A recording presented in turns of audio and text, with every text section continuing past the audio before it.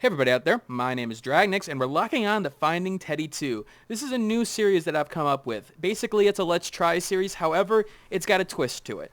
Now, a lot of games, and there are a lot of games out there that may not fit everybody. It'll fit a certain demographic, it'll fit a certain kind of player, but it won't fit everybody. Some people will love the game, some people will hate it. Lock On attempts to target what the game is at its core, what is its strength at its core, and tries to match that to the kind of players that will like it, and does its best to sort of show why exactly that is. We'll calibrate along the way, which I'll get to when we get there, but basically tries to match the game to whoever loves it. Now, Finding Teddy 2 is a game that personally is frustrating me. Now, the thing is, it's frustrating me, but I see where its strengths lie, and I'm going to show you exactly what I'm talking about as I go into it. Now, it is $12. It came out in the Steam store today. It is different from its predecessor. Finding Teddy was apparently more of a point-and-click adventure game. This is more of a platformer game, and I'm going to show you exactly what I'm talking about here by playing with the 360 controller on the PC. Now, one thing to note right away, that continue, those buttons on the bottom, don't listen to them. Continue is actually A. They get that wrong. That's some bad QA on the part of the Finding Teddy 2 developers. So, it's a little bit strange. Alright. Now, this is our character. Not named. It's just some little girl. She has lost her teddy despite having a ghost teddy around her. So basically, there was a big spider at the start. He was looking for a friend. He found the teddy, and, well, now we're in sort of this mysterious world at this point, and it's very Alice in Wonderland-esque. So we're going to go and explore this world. Now the first thing you'll notice is the presentation, and the presentation is stellar. What I've really noticed in my gameplay is the fluid of the animation. Just look at her run for a little bit. It's very smooth, even though it's pixelated, you get the feeling that, yeah, she's running. The rain in the background, the fireflies just moving around. Everything has got this wonderful presentation to it. The music fits the situation. It's got that sort of art style that I like. I mean, some games don't need to be graphically, at the top of its game to be enjoyable. But this in particular uses the strengths of its platform, aka it uses the strengths of the animation and the sort of background to sort of bring the world to life, and it works in that sense. Alright, so I'm just gonna let you listen to music a little tiny bit. The sort of haunting melody in the background, very sort of mysterious, which is what the world is going for. It sets the tone of the world rather nicely. Now, as you can see, the gameplay is very much sort of like Metroidvania. It is... Oh, we got an enemy here. Yeah, hit our shield. There we go. So it's Metroidvania. We're exploring the world. We are going from place to place, and we're trying to find sort of what we need to do next.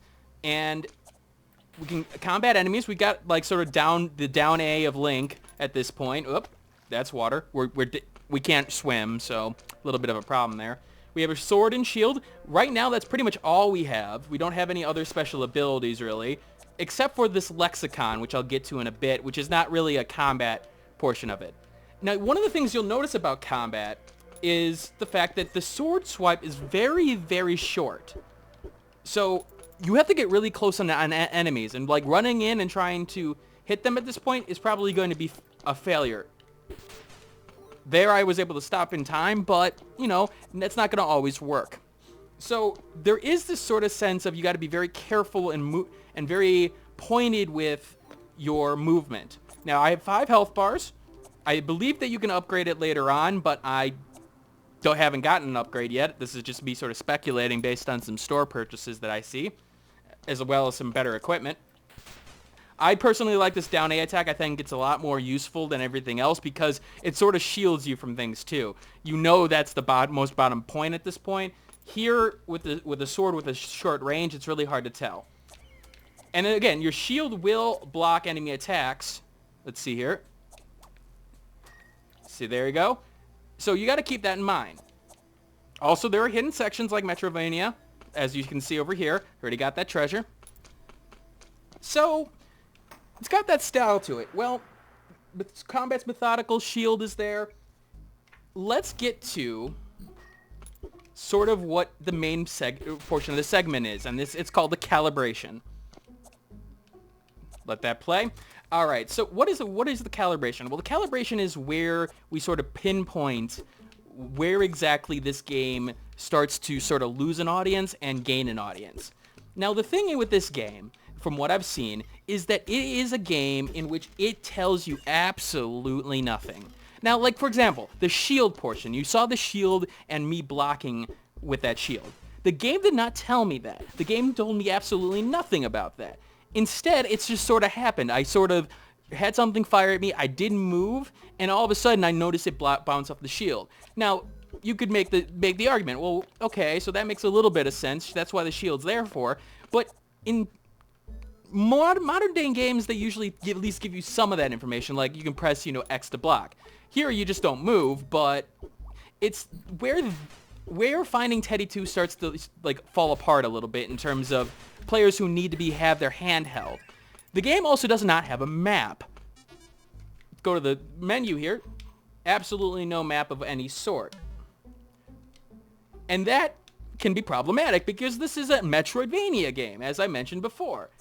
A little bit of a problem for some people. And that's where I want to be very specific. The game tells you nothing, but those who like to explore, those who like to really get involved with their environment, that's where Finding Teddy 2 is really going to sort of come through for you. Because the game, again, teaches you nothing, and you're all reliant on yourself. Now, as I mentioned before, there's something called a lexicom, I should say. This is sort of a musical device, think Ocarina of Time, and it can be used to open doors or do certain things. Now, you learn words, like Firefly Sing from these guys. Let's see what this guy says. You tell please to Guardian. You're supposed to use these symbols and play those symbols in the appropriate place. Like, I'm assuming that I need to sing to sing to the Fireflies. Sing to Fireflies, somehow, some way. And that's where, again, the game sort of falls apart. I didn't even realize what exactly it wanted me to do until I got to the section where there was this sort of these tentacles on this door. And then all of a sudden I noticed that, okay, I started playing it just sort of randomly, and then realized that I had played the right section of notes because it's opened. Game hadn't taught me that. That's a problem in my mind. I think there's a good balance at times between games in which a game can be great in terms of just teaching a player naturally with this sort of environment around him, and then not teaching him anything at all. And I think this is more towards the not teaching him anything at all. You're very much on your own. And those who need their handheld, you're not going to like this game. You're going to get frustrated with this game, as have I. I've been sitting here, I've been trying to find maybe the next 1 or 2 ruins that I need. Like this door. This door obviously seems to need 1, 3, 5, 7, and 9 ruins. I have 3, 5, and what looks like to be 7. Nope, I don't even have that. So it seemingly I need those ruins, but I can't find them anywhere. There's no map to show where I've been. There's any information along that line. And so I'm getting to the point where the exploration is not fun anymore. I'm going over the same sections. Like I can see there's a treasure here. Oh, I found a door I had not seen before. I'm assuming there's going to be a ruin in here. This is actually, I wish this was me, is there anything of any note? Okay. What do you want from me? Was this something I already got? I might have gotten something here already, but yeah, and you can hear some of the notes in the background. Hold on, let's see if it plays again. Huh.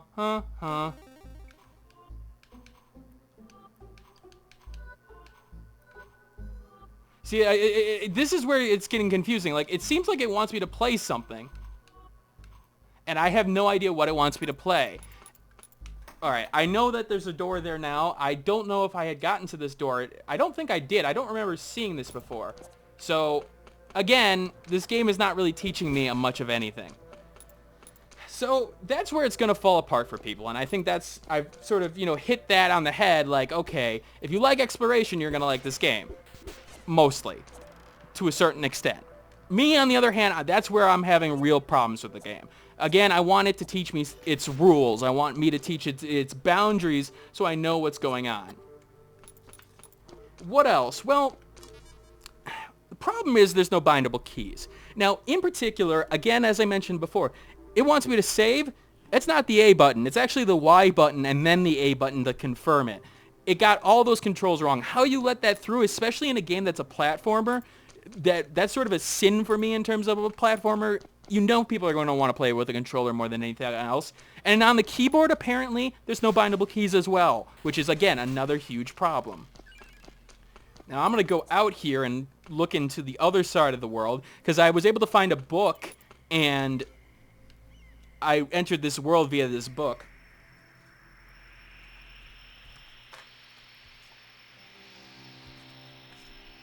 And there you go. I'm in a library. Maybe I can find something here to do at this point to figure out what I need to do next. Because honestly, other than that, I have no idea. So, in the end, Finding Teddy 2, my conclusion and my target audience here. This game is for explorers. This game is for people who want to take the time, and specifically take the time, to really engage with the world that it's got, and really take advantage of everything that it has to offer. They should be patient players in terms of what they expect from the game. It's not going to hand you anything on a silver platter. It's not going to hand you anything in terms of information. It's just basically going to hand you whatever it thinks you need, and then you got to figure it out on your own. And people who love art, people who love presentation, again, this presentation is wonderful in terms of the music and the art style and the animation, so I will give it that as well. Personally, it is not the game for me, especially at the price point at this point, but it's going to be for some other people. And keep that in mind if you decide to purchase that for this game or not. Alright, this is Dragnix signing out. I hope you have an idea of what exactly this game has to offer, and I hope I see you later on, and I hope this becomes a series that you guys can enjoy. Later. Hey, thanks for watching. If you have a chance, leave some feedback and comments below. If you liked the video, hit that like button.